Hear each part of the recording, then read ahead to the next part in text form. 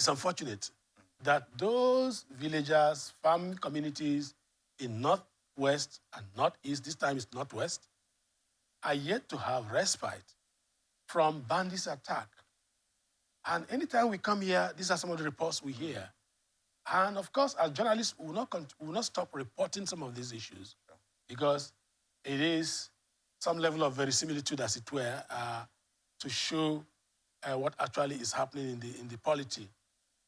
Realism, as it were, yes. To show what's happening in the polity. And we cannot play the ostrich. Yeah. Journalists don't play the ostrich. No. We say what is exactly happening. What is exactly that is happening in the polity. Well, yes, we have to say it the way it is. But it's unfortunate that every now and then we keep hearing about bandits attack. We keep hearing about bandits sacking villages and killing and naming people. We keep hearing about people being turned into internally displaced persons, their own lands. We keep hearing about farmers not being able to have access to their farm. Keep hearing about all manner of unpleasant stories. But I want to put the blame on, even though we are not here to create blame anybody, but then there are people who have a constitutional responsibility to ensure that this type of thing don't happen.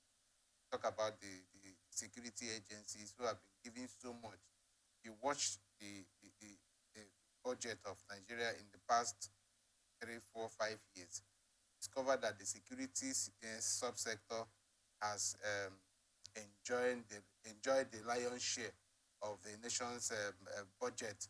This is so that issues like this don't come up again. But alas, even the more you increase the budgetary allocation for the security subsector, the more it appears that more grants have been taken by these bandits and terrorists. So that raises questions about the competency of the Nigerian security apparatus, to the kind of mentality that they have. Also the question of whether these budgetary provisions are actually trickling down to those who are supposed to use it to work. Because if these budgetary allocations are trickling down, I suppose that there should be more investment in intelligence gathering. There should be more investment in the welfare of the men of the Nigerian army and men of the police force who are out there in the desert, in the forest, trying to pursue these bandits from wherever they may have. So I think that the security apparatus of Nigeria needs to be rejigged, so that these communities that are taken over by bandits can be recovered.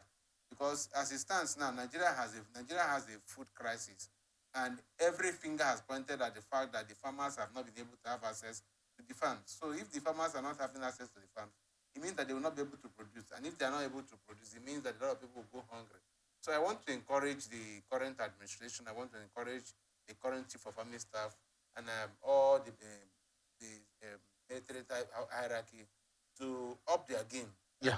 To up their game and ensure that these bandits are dealt with. In fact, recently I saw a video somewhere.